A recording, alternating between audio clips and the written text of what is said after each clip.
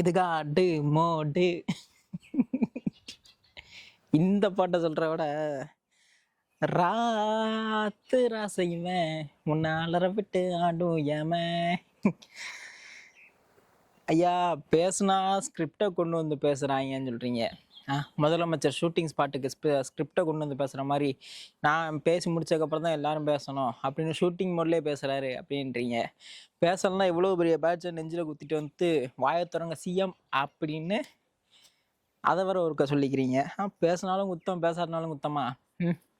கிட்டத்தட்ட 19ஆம் தேதி சட்டப்பேரவை கூடும். அந்த அந்த அந்த நாளில் ஒரு ஆர்ப்பாட்டத்தை வந்து வச்சாங்க, கண்டன ஆர்ப்பாட்டம். சிஎம் பேசவே மாட்டுக்காரு அப்படின்னு. அதோட எதிரொலியா 22ஆம் தேதி தக்காளி டிவிக்கோட காடு மோடே அதுதான். ஒவ்வொருத்தனும் எஞ்சு அடிக்காப்புல, ஒரு அமைச்சர் அங்கிட்டு அடிக்காப்புல, ஒரு அமைச்சர் இங்கிட்டு அடிக்காப்புல. அவங்களால அடியை தாங்க முடியல. முக்கியமாக நம்ம எதிர்கட்சி தலைவர் உதயநிதி ஸ்டாலின் அவர்களால் சமாளிக்க முடியல. சிடிஆர் நிர்மல்குமாராக இருக்கட்டும், அப்புறம் கல்வித்துறை அமைச்சர் நம்ம ராஜ்மோகனாக இருக்கட்டும், இங்கிட்டு நம்மளால சேகர் பாபு அறநிலைத்துறை அமைச்சர் ரமேஷ் போட்டு பொழக்கிறாரு. இப்படி பல விஷயங்கள். இல்லை தெரியாம தான் கேட்குறேன், அப்படி என்ன நீங்கள் செஞ்சிட்டீங்க? எதனால உங்களுக்கு இந்த அரசியல் காழ்ப்புணர்ச்சி சொல்லுங்கள். இன்னைக்கு சிஎம் சொன்ன மாதிரி எதிர்கட்சிங்கிறதுனால எதிர்த்துக்கிட்டே இருந்தால் தான் எதிர்கட்சியா? அதுக்கு அர்த்தம்னா அதுதான் அண்ணன். எதிர்த்துக்கிட்டே இருந்தால் தான் அதுக்கு பேர் எதிர்கட்சி. நேற்று போட்டு பொலன்னு பிளந்த பொலல ராஜ்மோகன் அவர்கள் பேசும்போதே பாதியில எழுந்து போயிட்டாப்புல. இன்னைக்கு வந்து அதை கம்ப்ளைண்ட்டாக வேற சொல்கிறாரு. நாங்கள் கிளம்பி போனதுக்கப்புறம் வீட்டில் போய் பார்க்கோம், அங்கே இன்னும் பேசிக்கிட்டு இருக்காரு, அங்கே ஒரு அமைச்சர் பேசிக்கிட்டு இருக்காங்க, இதுதான் சட்டசபையோட மாண்பா அப்படின்றாங்க.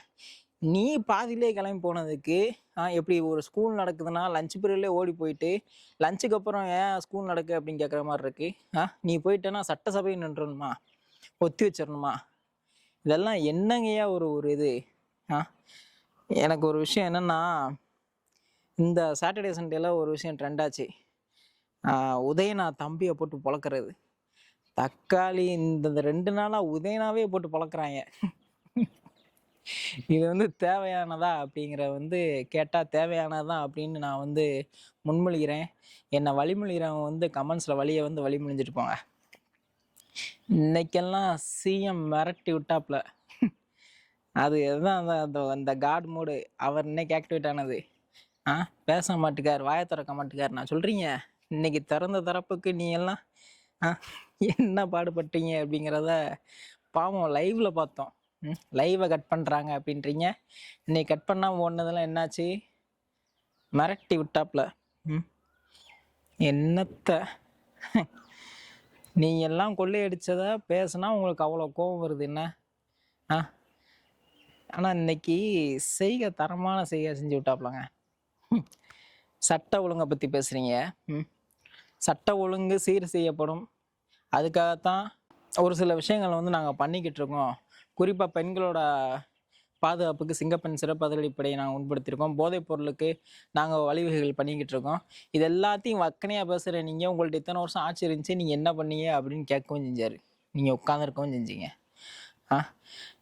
இவ என்னமோ இந்த மே மிட்லேருந்து வந்த மாதிரி, மே மிட்ல தான் இந்த போதைப் பொருள் கலாச்சாரம் வந்துச்சு. இல்லை பெண்களுக்கு பாதுகாப்பு இல்லைன்னு சொல்லுங்கள், ஏற்றுக்கிறேன். இல்லைல்ல, ஆண்டாண்டு காலமாக இருக்குது. அதை வச்சு தான் நீங்கள் அரசியலே பண்ணியிருக்கீங்க. இப்போ வந்துட்டு 40 நாளில் நீங்கள் என்ன பண்ணீங்க அப்படின்னா, நீங்கள் இத்தனை வருஷம் கிட்டத்தட்ட 50 வருஷம் 60 வருஷம் காலத்தில் நீங்கள் என்ன கிழிச்சிங்க அப்படி அந்த ஒரு வார்த்தையை சொல்லியிருந்தா என்ன இருந்திருக்கும் சொல்லுங்கள்? என்ன செஞ்சீங்க? ஒன்றும் பிடுங்கலை. 2 பேரும் மாறி குத்தம் சொல்லி எந்த விஷயத்த நீங்கள் மாற்றணும்னு சொன்னீங்களோ அதே விஷயத்த நீங்கள் வந்து பண்ணி இப்படி தான் தமிழ்நாடு வந்து ஒரு இதாக கொண்டு போயிருக்கீங்க. விவசாயிகள் பிரச்சனையை பற்றி பேசுகிறீங்க. அவங்கெல்லாம் புரிஞ்சுக்கிட்டாங்க அப்படிங்கிறத முதலமைச்சர் வந்து அவ்வளோ சூப்பராக சொன்னார். மின்வெட்டுக்கு ஒரு சில டெக்னிக்கல் இஷ்யூஸும் இருக்குது, ஒரு சில சூழ்ச்சிகளும் இருக்குது. அதை என்னன்றதுக்கு நாங்கள் தனிக்குழு வந்து அமைச்சிருக்கோம். அதை ஆய்வு பண்ணி சீக்கிரம் வந்து நாங்கள் சரி பண்ணுறதுக்கு உண்டான வேலைகள்லாம் நாங்கள் பார்ப்போம் அப்படின்னாரு. இன்னும் அந்த இந்த சென்ட்ரலுக்கும் ஸ்டேட்டுக்குள்ள அந்த கனெக்ஷன் அவ்வளோ தூரம் நீங்கள் பேசுகிறீங்கன்னா, ஐயா அரசியல் வேறு அரசாங்கம் வேறு அப்படிங்கிற வந்து அவ்வளோ சூப்பராக சொன்னார். மக்களுக்கு ஒரு விஷயம் தேவைன்னா அதை எப்படி கேட்டு வாங்கணுமோ அந்த விதத்தில் நான் கேட்டு வாங்குவோம். உங்களை மாதிரி எல்லாத்துக்கும் போய் வம்பிழுத்துக்கிட்டு சண்டெல்லாம் எங்களெல்லாம் போட்டுருக்க முடியாது. ஏன்னா இது மக்கள் சம்மந்தப்பட்டது அப்படிங்கிறத அவ்வளோ சூப்பராக அவர் சொன்னார். அதுதான் உண்மை. உன்னோட பர்சனல் ஈகோ முக்கியமா இல்லை மக்களோட நலன் முக்கியமா அப்படின்னா மக்கள் நலனுக்கு தான் நீ போகணும். நீ உன்னோட பர்சனல் ஈகோவை பிடிச்சிக்கிட்டு பிஜேபி எனக்கு ஆகாது, பிஜேபி உனக்காகாதுன்னா அதுக்கு என்ன செய்யறது? தமிழ்நாட்டுக்கு தேவையான ஒரு விஷயத்த அவன் கொடுக்குறான்னா அவன்கிட்ட நீ எப்படி சொல்கிற அடிபணிஞ்சு போகணுங்கிற அவசியம் கிடையாது. ஒரு நல்ல விஷயங்களை எடுத்துக்கோ, அவ்வளோதான். இதை நீ செய்யாமல் இத்தனை வருஷமாக எங்களையும் அந்த இதுக்குள்ளே வச்சுருந்துருக்கேன்னா நான் இந்த ஒரு விஷயம் வந்து ஏற்றுக்கிட்டே ஆகணும். இன்னைக்கு டிவிக்கே அப்படிங்கிற ஒரு டிவிக்கு ஆட்சியை கவுக்கிறதுக்கு எந்தெந்த கட்சியை கூடலாம் கூட்டணி வைக்கக்கூடாதோ அந்தந்த கட்சி வைக்கக்கூடாதுன்னு நாங்கள் சொல்லலை, நீங்களாம் அதை உண்டுபடுத்திக்கிட்டீங்க. எங்களுக்கு அந்த கட்சி ஆகாது, இந்த கட்சி ஆகாது, எங்களோட கொள்கைகள் மாறுது, கொஞ்சம் டிஃப்ரெண்ட் ஆகுது, நாங்களும் அவங்களும் ஒத்து வர மாட்டோம் அப்படின்னு இத்தனை வருஷம் நீங்கள் தான் அந்த அஜெண்டாவை வந்து கொண்டு வந்தீங்க. அதே அஜெண்டாவை பிரேக் பண்ணி ஒரு ஆட்சியை கவுக்கணும் அப்படின்னு முடிவு பண்ணிட்டீங்கன்னா அவர் அவ்வளோ சூப்பராக சொன்னார். இந்த ஆட்சி கவுக்கிறதுக்கு நீங்கள் தேதி குடிக்கிறீங்க என்ன, அது எந்த காலத்துலையும் நடக்காது அப்படிங்கிறத வந்து சூப்பராக சொன்னாப்புல. ஆனால் அவங்களுக்கு தேவை இருக்கணும், நாங்கள் இருக்கணும், நாங்கள் கொள்ளையடிக்கணும், அவ்வளோதான். வேற ஒன்றுமே அவங்கள பொறுத்த வரைக்கும் கிடையாது. இதெல்லாம் எங்கே போய் முடிய போகுது அப்படிங்கிறது சுத்தமாக தெரில. பார்ட்டி ஃபண்டு தக்காளி முக்கியமான இடமே அதுதான், சூடு பிடிச்சதே அதுதான். பார்ட்டி ஃபண்ட் நீங்களும் அதாவது நான் மறுபடியும் சொல்கிறேன், மக்கள் பணத்துக்கு நான் ஆசைப்பட மாட்டேன். நான் எடுக்க மக்கள் படத்தில் ₹1 கூட நான் கை வைக்க மாட்டேன், கை வைக்கவும் விட மாட்டேன். கை வச்சாலும் சும்மா இருக்க மாட்டேன். கை வச்ச உங்களையும் சும்மா விட மாட்டேன் சொன்னதும் அவங்களுக்கு ஸ்பார்க் ஆகி அவன் கொந்தளிக்க ஆரம்பிச்சான். ஒரு எம்மா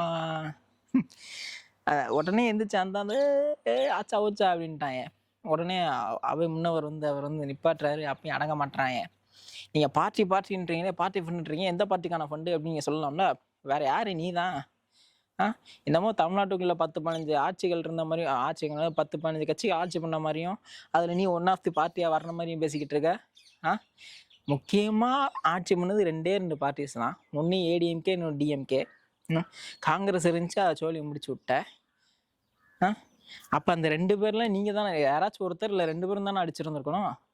அதை முன்னால ஏற்றுக்க முடியலை. ஐயையோ நம்ம குட்டெல்லாம் வெளிப்பட்டுருமோ. அதான் அவர் அவ்வளோ சூப்பராக சொன்னார். இன்னும் எவ்வளோ தூரம் நான் எடுக்க முடியுமோ எடுப்பேன், உங்களோட ஊழல்களை நான் வெளிச்சத்துக்கு கொண்டு வரேன் அப்படிங்கிற அவ்வளோ சூப்பராக சொன்னாப்புல. உடனே நம்ம ஆளுக்கு யார் மு.க. ஸ்டாலின் அவர்களோட புதல்வருக்கு கோபம் வந்துருச்சு. நான் போகிறேன்டா அப்படின்ட்டு கூட்டத்தையே கிளப்பிட்டு போயிட்டாப்புல. கேட்டால் அவரை பேச விட மாட்டாங்கலாம். அதாவது குறுக்க அந்த பாயிண்ட்ஸ் அவர் அதாவது அவைத்தலைவர் என்ன சொல்கிறாரு, உங்களுக்கு ஒரு குறிப்பிட்ட அவகாசம் தரப்படும், அதில் நீங்கள் பேசுங்க, உங்களோட பாயிண்ட்ஸை நீங்கள் எடுத்து வைங்க, என்னென்ன குறிப்புகளோ அதை எடுத்து குறிப்பாக எழுதி வைங்க, அதுக்கப்புறம் நம்ம பேசுவோம். நீங்கள் சொல்கிறத நீங்கள் உங்கள் பாயிண்ட் ஆஃப் வியூவை நீங்கள் வைங்க அப்படின்னாவே, இல்லை நாங்கள் பேசுவோம் அப்படின்னா எங்களை பேச விட மாட்டேங்க அப்படின்னா, அப்போ நேற்று நீ முதலமைச்சரை ஈவில் அப்படின்னு சொன்னதுக்கெலாம் என்ன அர்த்தம்? அப்போ ஏதாச்சும் இருந்துச்சு இது பண்ணாரா முதலமைச்சர்? போசிங் வந்துச்சு, அதை வந்து அவை தலைவர் வந்து இது பண்ணார், அதை அவங்க ஏற்றுக்கிட்டு உட்காந்துக்கிட்டாங்க. நீ ஏன் அதை செய்ய மாட்டேங்க? எத்தனை வருஷம் உனக்கு எக்ஸ்பீரியன்ஸ் இருக்குல்ல, ஒரு அவையை எப்படி நடத்தி கொண்டு போகணும் அப்படிங்கிற அந்த ஒரு பேசிக் நாலேஜ் இல்லைன்னா அப்புறம் என்ன எத்தனை வருஷம் நீங்கள்லாம் அவையில் இருந்திருக்கீங்க? என்னத்த இதுக்கப்புறம் அவர் சொன்னதை சரியானது. உதயநிதி ஸ்டாலின் அவர்கள் சொன்னது, நாங்கள் வீட்டுக்கு போய் டிவியை போட்டு பார்க்க அப்பயே அமைச்சர் பேசிகிட்டு இருக்காரு, இதெல்லாம் என்ன ஒரு சட்டசபை நாகரிகமா அப்படின்னு கேட்டதை இப்போ அவங்கெல்லாம் போயிட்டாங்களா, போனதுக்கப்புறம் முதலமைச்சர் வந்து நான் அவங்களுக்கு ஒரு குட்டி கதை சொல்லணும்னு எனக்கு ஒரு குட்டி கதை தோணிருக்கு, அதை சொல்லலாமா அப்படின்னு கேட்கும் பட்சத்தில் உங்களோட கருத்தை நீங்கள் பேசலாம், நீங்கள் பேசுங்க அப்படின்னு தலைவர் சொல்லும்போது ஒரே ஒரு 5 நிமிஷம் குளத்தூரில் பேசுனதுக்கே என்ன நடந்துச்சு அப்படிங்கிறது அந்த கனெக்ஷன் பாருங்க, அவ்வளோ சூப்பராக அந்த ஸ்பாட்டில் அடித்தது தான் சரியானது.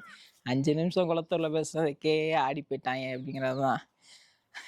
அப்புறம் தான் குட்டி கதை வச்சிருந்தாரு, தம்பி ஒரு பெரியவர் வந்து தேடிக்கிட்டே இருக்காராம் மரத்து நலன்லன்னுட்டு.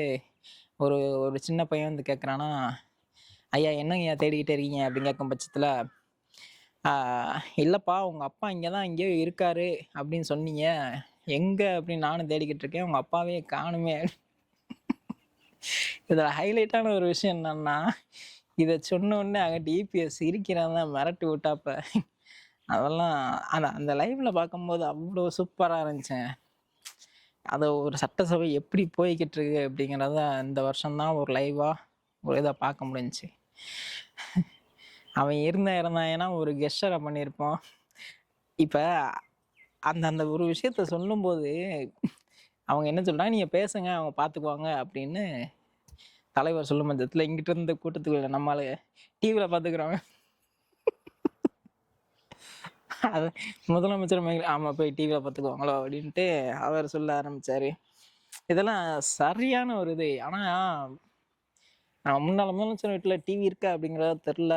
ஏன்னா எதிர்கட்சி தலைவர் அவர்கள் அப்போவே டிவியை உடச்சி போட்டார் அப்படின்னு சவுக்கு சங்கர் வந்து சொன்னாப்புல. ஸோ டிவி இருக்கா அப்படிங்கிறத எப்படியும் வாங்கியிருப்பான், அவன் தான் கோடி கோடி வச்சுருக்காங்களே. அதுக்கப்புறம் கடைசி அந்த கெஸ்டை மிரட்டி விட்டார்.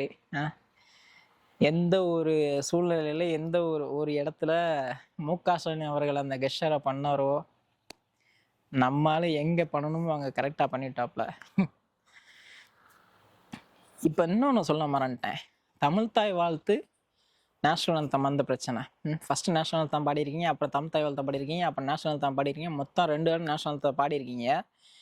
எதுக்கு நீங்கள் இதுக்கு பெர்மிஷன் கொடுத்தீங்க அப்படின்னு கேட்கும் பட்சத்தில் தலைவன் ப்ரூஃபோடு எடுத்து காமிச்சான். நீங்கள் தான்டா வெண்ணையில் அதை பண்ணியிருக்கீங்க, அதுவும் உங்கள் ஐயா கலைஞர் அவரோட புகைப்பட வெளியீட்டு விழாவில் தான் நீங்கள் அதை பண்ணியிருக்கீங்க அப்படின்னு ஒரு இழுப்பு. சாணியில் செருப்பு வடிவல் சொன்ன மாதிரி 2 மனுஷனையும் மாட்டினையும் சேர்ந்து அடித்தேன். அந்த அந்த அந்த இதுதான். அவ்வளோதான், முடிஞ்சு போச்சு, மொத்தமாக முடிஞ்சு போச்சு. இன்னைக்கான அசம்பிளி முடிஞ்சு போச்சு. நம்மால் வெளியில் வந்து பேட்டி கொடுக்காப்புல அவர் ஷூட்டிங்க்கு வந்த மாதிரி வந்து படப்பிடிப்பு மாதிரி வந்து அவர் பாட்டுக்கு எல்லாத்தையும் டைலாக்காக பேசிட்டு அவர் போகணும் பார்க்குறாரு. எங்களுக்கு அப்போசிஷனுக்கு எந்த ஒரு இதுவுமே கொடுக்க மாட்டுறாரு, சான்சஸே கொடுக்க மாட்டுறாரு அப்படின்றாரு. அவர் தலைவர் அவ்வளோ சூப்பராக சொன்னார், உங்களுக்கு அவகாசம் வழங்கப்படும், அதுவும் எதிர்கட்சி தலைவர் தான் வழங்கப்படும், நீங்கள் குறிப்புகளை எடுத்து வச்சுட்டு நீங்கள் பேசுங்க, அதுக்கப்புறம் அதுக்கான பதில்களை வந்து முதலமைச்சர் சொல்லார். அப்படிங்கிற பட்சத்தில் நாங்கள் முடியாது, நாங்கள் இப்போயே நாங்கள் அப்ஜெக்ஷன் பண்ணுவோம் அப்படின்னு வந்தால் யார் தான் ஏற்றுக்குருவா? இன்னைக்கு சட்டசபையை பொறுத்த வரைக்கும் எப்படி தமிழ்நாட்டுக்கே ஒரு பெரிய பவர் முதலமைச்சர்னா, சட்டசபையை பொறுத்த வரைக்கும் சபாநாயகர் தானே ஒரு பவர். அப்போ அவர் சொல்கிறத கேட்டு தானே ஆகணும். நீயா அது பண்ணிட்டு நீங்களாம் அது பண்ணீங்கன்னா அது என்ன அர்த்தம்? மீன்ஸ் எல்லாம் போட்டு மிரட்டி தள்ளுறாங்க.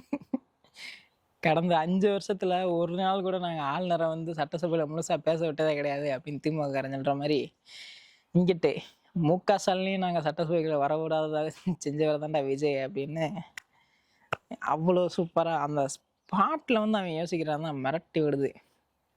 இதுக்கப்புறம் பேசுங்க சிஎம்னு சொல்லுவேன். இந்த டிஎம்கே ஐடிவிங்க்கு வேறு 15-20 எப்படியும் அந்த அந்த கார்டை அடித்து கையில் கொடுத்துருப்பா. அவன் என் ஜென்சி மீட்டிங்னு போட்டு அவைய போட்டு காமெடியை போட்டு இந்த இதில் குத்திக்கிட்டு கசகசன்னு இருப்பான் என்ன. ஸோ உதயண்ணாவின் ஆசை நிறைவேற்றப்பட்டது. சிஎம் அவர்கள் கடைசியாக சட்டசபையில் பேசினார். அதை கேட்க முடியாமல் தான் உதயண்ணா ஓடினார்.